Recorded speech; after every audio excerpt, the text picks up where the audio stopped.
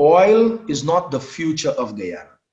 It cannot be, because globally, the future of oil is on very thin ice. Guyana, however, has a unique opportunity to use oil and the resources and the benefits that this industry has to fix structural issues in the economy and create new industries. Several economists and experts who have spoken with the Guyanese Diaspora News over the past few weeks can all agree on one thing.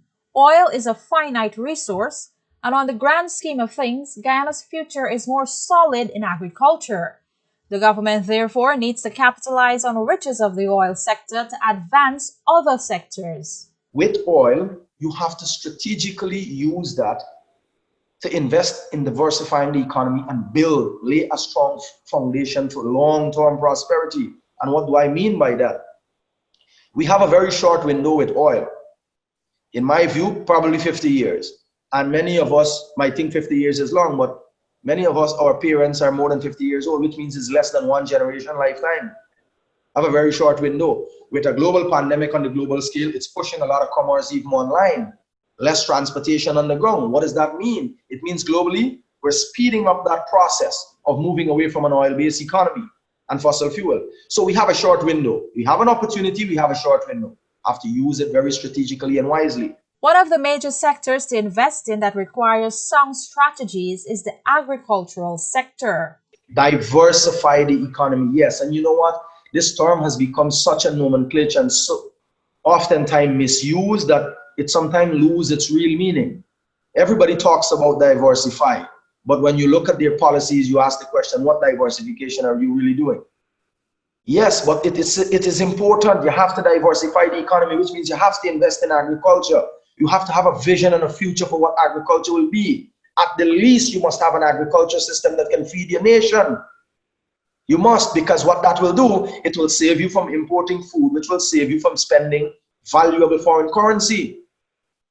So you have to fix the mining sector.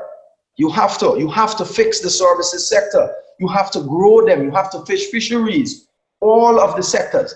This is the fundamental principle of diversifying risk. And as a country, that is what you want to do, diversify economic risk.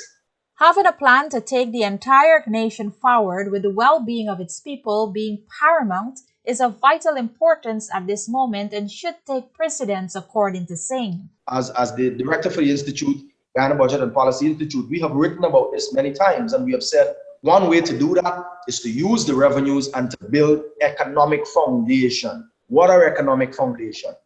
A good transportation infrastructure, proper roads, proper drainage, so that people feel safe. They have a house, they can go and live in a place, they have good access, proper utilities. No household should have to go and set up construct a house today and they have to wait 6 months or a year for electricity or a phone line. Those are the kinds of economic foundation you want to put in place. Water treatment, proper quality water for people to drink. Security, where people feel safe. A good modern security force with good intelligence and data and apparatus where they can respond and they can have international response standards. Build an education system where people have both formal education and physical and training so that they're ready for the workforce. Build a healthcare system where you have people that are healthy and strong and can ready to be productive in an environment. If you listen to all that I just said, I didn't name a single project, did I? Because I'm not talking about project development. I'm not talking, here's a fancy project, let's do it. Here's a good project, let's do it. And you hopscotch around the place. I'm talking about a concerted, deliberate, strategic effort to lay a solid foundation for which the private sector and the economy can thrive. Because when you have those things, business will be, hey, I have people, there's a good place, they have all the utilities ready, good fiscal policies, good stable political environment. I want to invest. I'm going to go there. I'm going to invest. That's what you want. That is what the literature meant when it said create an enabling environment. For the Guyanese Diaspora News, I'm Jennifer Jabbar.